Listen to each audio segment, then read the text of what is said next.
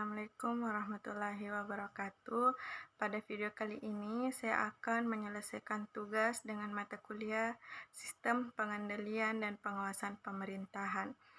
Nah, pada video kali ini, saya akan menjelaskan SPIP. Apa sih itu SPIP? SPIP adalah Sistem Pengendalian Intern Pemerintahan. Nah, sebelum masuk di sistem pengendalian intern pemerintah, perlu kita ketahui bahwa pengendalian atau pengawasan atau bisa disebut controlling adalah bagian akhir dari fungsi manajemen. Oleh karena itu, pengendalian adalah proses pemantauan, penilaian, dan pelaporan rencana atas pencapaian tujuan yang telah ditetapkan untuk tindakan perbaikan guna penyempurnaan lebih lanjut. Nah, adapun unsur-unsur dari sistem pengendalian intern pemerintahan ada 5, yaitu 1. Lingkungan pengendalian, kedua penilaian risiko, ketiga kegiatan pengendalian, keempat informasi dan komunikasi, kelima pemantauan pengendalian sistem. Dari kelima unsur tersebut saya akan menjelaskan mengenai pengendalian penilaian risiko, di mana risiko secara sederhana adalah sebagai kemungkinan terjadinya kejadian yang dapat menghambat pencapaian tujuan suatu organisasi atau korporasi. Nah, dari pendapat para ahli mengenai risiko, beberapa unsur yang secara umum terkandung dalam definisi risiko. Yang pertama itu, risiko adalah ancaman timbulnya kerugian. Kemudian yang kedua, risiko probabilitas kerugian. Kemudian yang ketiga, resiko adalah ketidakpastian. Kemudian yang keempat, resiko adalah penyimpangan aktual dari yang diharapkan. Nah, sepanjang seseorang atau organisasi memiliki tujuan, maka adapun selalu resiko yang akan dihadapi, kecuali organisasi itu tidak mempunyai tujuan. Pada pasal 13 ayat 1 Peraturan Pemerintah Nomor 60 Tahun 2018 dinyatakan pimpinan instansi pemerintah wajib melakukan penilaian risiko. Dan pada ayat 2 dikatakan bahwa penilaian risiko terdiri dari identifikasi dan analisis risiko. Nah, pengelolaan terhadap risiko ini tidak lain adalah penerapan manajemen risiko.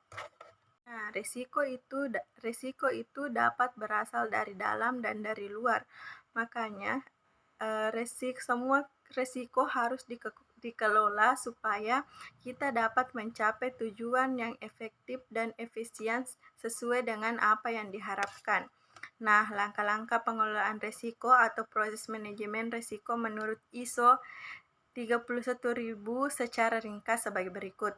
Yang pertama itu penetapan konsep, di mana kegiatan yang dilakukan adalah penjabaran tujuan organisasi, penentuan parameter manajemen risiko, penentuan unit yang bertanggung jawab, penentuan kriteria yang akan digunakan atau kriteria dampak, kriteria kemungkinan, kebijakan terkait level risiko.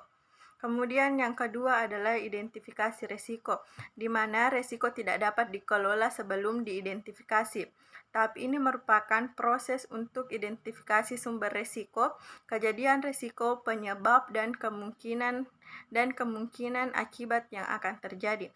Kemudian langkah yang keempat yaitu kita harus bisa menganalisis risiko, di mana kita mencermati sumber risiko dan tingkat pengendalian yang ada, serta dilanjutkan dengan menilai risiko dari sisi seberapa besar kemungkinan terjadinya dan dampak atau konsekuensi yang akan kita terima. Kemudian yang keempat yaitu ada yang dikatakan sebagai evaluasi risiko, di mana ini bertujuan menentukan prioritas risiko berdasarkan hasil dari analisa risiko dan menentukan risiko kunci yang menghasilkan peta risiko. Kemudian yang kelima yaitu penanganan atau mitigasi risiko. Nah, pada dasarnya upaya manajemen untuk menangani risiko yang tidak termasuk dalam kategori acceptable. Nah, penanganan risiko dapat dilakukan dengan pertama, mengurangi kemungkinan terjadinya resiko, kemudian menurunkan dampak resiko, menghindari resiko, menerima resiko, dan membagi atau mengalihkan resiko.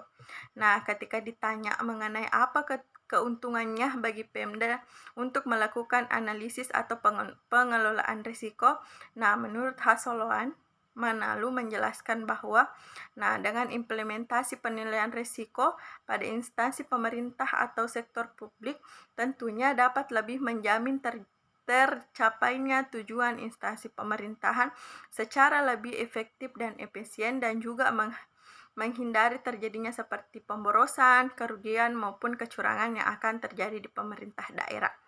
Nah, baik, itulah tadi penjelasan mengenai penilaian risiko dan langkah-langkah apa saja yang harus kita lakukan untuk mengurangi risiko. Assalamualaikum warahmatullahi wabarakatuh.